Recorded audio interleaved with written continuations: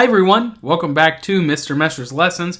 I hope that you have been enjoying the new year so far. I hope it's been going well for you. And I hope that if you had any New Year's resolutions that you're keeping them. If not, you naughty dog, but if you are, good for you. Regardless, in this video today, I am going to review The Perks of Being a Wallflower. This is a book that I received for Christmas and I was pretty excited to read it. I always enjoy getting books for Christmas and I gobbled it up. I read it in only a few days. Actually, I read most of it while I was on a trip to Washington, D.C. I ended up enjoying the book a lot. This is in contention to be my favorite novel that I've ever read. Without a doubt, I'm going to recommend that you read this book at the end. One of the greatest things about this book is the writing style, which is so unique. The very first page, Charlie, the main character, is introduced to us through a letter, and he does his very best to keep these letters private. We don't know who he's sending the letters to. These letters are very personal. Besides the intro, as he digs deeper and deeper,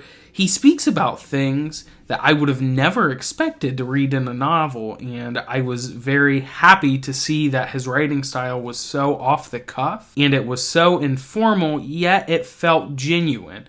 So I really enjoyed the writing style, without a doubt my favorite part of the novel. Charlie has a problem, and the problem is that he's being urged by his family to branch out to be a social butterfly, which he's not big on. He's constantly being encouraged to participate in life, and this could mean asking a girl out, going to dances, going to football games, making friends. These are things that Charlie hasn't excelled at. He's got a very sharp mind, and he makes friends with a teacher in the school, but he's just not great at branching out.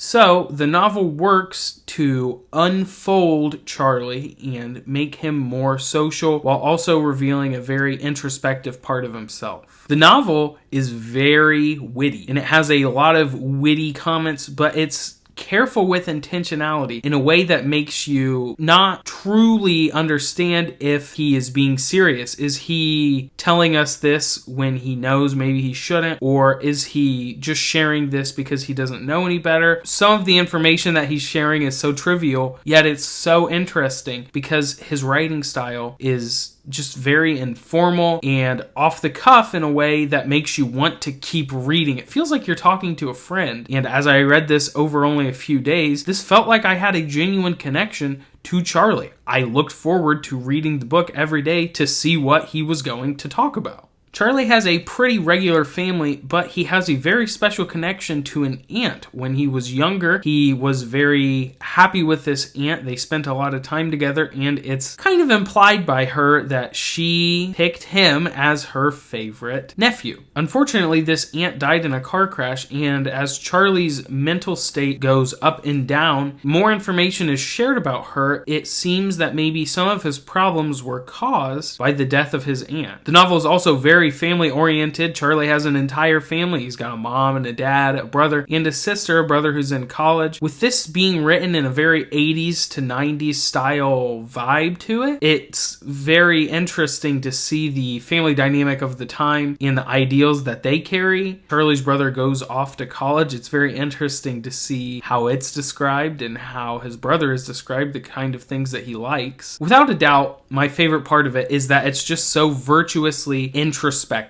Charlie is on a constant hunt to see what kind of person he is and how he can spread out and become a better equipped person to make friends. And he makes a few friends, but the stories that they go on to tell are ones that I won't soon forget. Despite not doing anything overtly important, I feel like Charlie's story matters a lot. The book also speaks on a gay relationship. There are two boys in the story, and it speaks on how they had to hide themselves in order to have a relationship or to even meet each other. So I really appreciated that being thrown in there, especially for when the novel was written. I was very surprised to see this.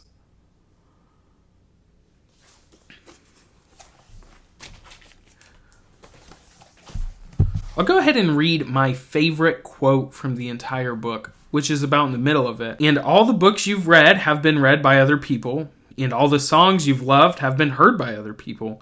And that girl that's pretty to you is pretty to other people. And you know that if you looked at these facts when you were happy, you would feel great because it's describing unity. It's like when you are excited about a girl and you see a couple holding hands and you feel so happy for them. And other times you see the same couple and they make you so mad. And all you want to do is always feel happy for them because you know that if you do, that it means that you're happy too. Charlie struggles a lot with finding his happiness and understanding what his happiness exactly is. So this was a very important quote to me. This is also where the quote, "We accept the love we think we deserve," comes from. Charlie doesn't say it himself, but this resonates through the entire novel as he watches so many other people live their life. He perhaps accepts the love that he thinks he deserves.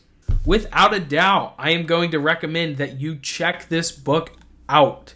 This is my now favorite novel that I've read in the past year, and without a doubt, I think it is my favorite novel I have ever read. The writing style is very unique. Charlie is so interesting as a character, and I think the book is just written in such a wonderful way that is enjoyable to read and feels like an actual adventure. You feel like you know Charlie by the end, and you want to know what happens. The edition that I bought is the 20th anniversary edition, and it includes a little extra snippet of a letter from Charlie. And I was very happy to see, as this novel's life has went on, a little bit of magic was sprinkled onto it. I definitely recommend check this out, read it, and just enjoy it. I feel like this is one of those novels that you're going to pick up and you're not going to want to put back down. It certainly was like that for me.